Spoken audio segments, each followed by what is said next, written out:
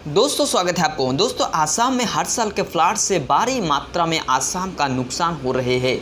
Brahmaputra valley में monsoon के दौरान साल में 3 से भी ज़्यादा बार विनाशकारी फ्लड्स आते हैं। जुलाई 2020 के महीने में बाढ़ ने ऑलमोस्ट 100 लोगों की जान ले ली और आसाम में लाखों लोग भी स्थापित हुए। आसाम राज्यों की नदियों का विशाल नेटवर्क हर साल अपनी घाटियों में बाढ़ लाता है, जिससे औसतन 200 करोड़ रुपए का वार्षिक नुकसान होता है। बाढ़ आने के बाद भी राज्यों अपनी नदियों के लिए भूमि और आजीविका खोना जारी रखता है। तो दोस्तों आज के इस वीडियो पे बात करेंगे आखिर कैसे आसाम हर साल अपने लैंड और लाइवलीहुड्स लगातार खो रहे हैं। दोस्तों आज के ये वीडियो अगर आप YouTube पर देख रहे हैं तो इस चैनल को सब्सक्राइब कीजिए और अगर फेसबुक पर देख रहे हैं तो इस पेज को लाइक कीजिए। आसाम की भूमि लगभग पूरी तरह से नदी घाटियों से बनी है। आसाम का भौगोलिक क्षेत्र 78,438 वर्ग किलोमीटर है, जिसमें से 56,194 वर्ग किलोमीटर ब्रह्मपुत्र घाटी से आच्छादित है। बराक नदी घाटी और 2 पहाड़ी जिलों के साथ बाकी 22,244 वर्ग किलोमीटर राज्य में बनाती है। 2 नदियों के साथ 48 प्रमुख सहायक नदियाँ और कई सहायक नदियां अपने घाटियों में बहती है। असम का नदी नेटवर्क लगभग 40% राज्यों में बाढ़ग्रस्त है। हालांकि असम की सबसे लंबी नदी ब्रह्मपुत्र अपने बैंकों को नष्ट करके अधिक ज़मीन का दावा लगातार करती रही है। बड़े पैमाने पर ब्रह्मपुत्र अपने दावे पर कामयाबी भी पा रहे हैं। 1912 से लेकर 1928 के वर्षों में जब पहली बार इसका सर्वेक्षण किया गया था तो नदी ने 3,870 वर्ग किलोमीटर के एरिया को कवर किया था। यो एरिया वर्ष 2006 तक 57% बढ़कर 6,080 वर्ग किलोमीटर हो गया। नदी औसतन 5.46 किलोमीटर चौड़ी है, लेकिन एरोजन यानी कटाव के माध्यम से कुछ स्थानों पर 15 किलोमीटर तक चौड़ी हो गई है।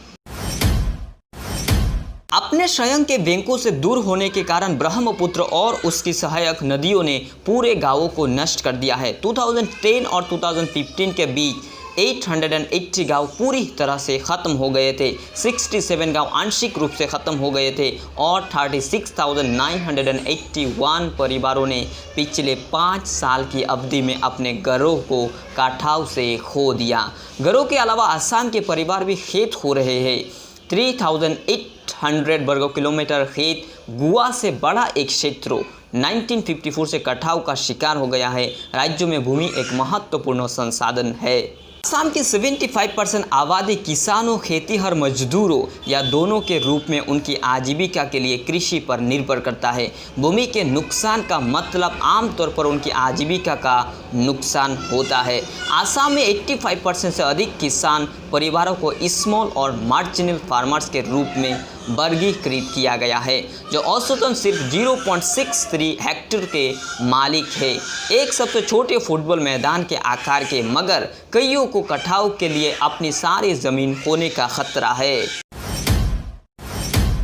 ब्रह्मपुत्र बोर्ड की वार्षिक रिपोर्ट में कहा गया है कि 1988 और 2015 के बीच नदी ने अपने बैंकों में भूमि भी जमा की थी। हालांकि ब्रह्मपुत्र के तट पर 208 वर्ग किलोमीटर भूमि जमा की जा चुकी थी, जो कि 3 गुना से अधिक थी। रिपोर्ट में ये भी कहा गया है कि नदी द्वारा जमा की गई भूमि का उपयोग खेती के लिए किया जा सकता है, जो कि आम तौर पर बहुवर्षीय प्रक्रिया के बाद होती है। इसका मतलब यह है कि एक साल में खोई हुई कृषि योग्य भूमि को वापस पाने में कई साल लग सकते हैं। इसी बीच राज्यों में हर साल नदी में 8,000 हेक्टेयर भूमि खेती रहती है। आसाम के जल संसाधन विभाग के अनुसार 1950 के बाद से ब्रह्मपुत्र और उसकी सहायक नदियों के लिए कुल 4,27,000 हेक्टेयर भूमि खो गई है। ये राज्यों के कुल भूमि क्षेत्र का 7.4% है। आज तक आसाम के जल संसाधन विभाग ने राज्यों की खनन समस्याओं से निपटने के लिए कई दीर्घकालिक उपाय लागू नहीं किया है।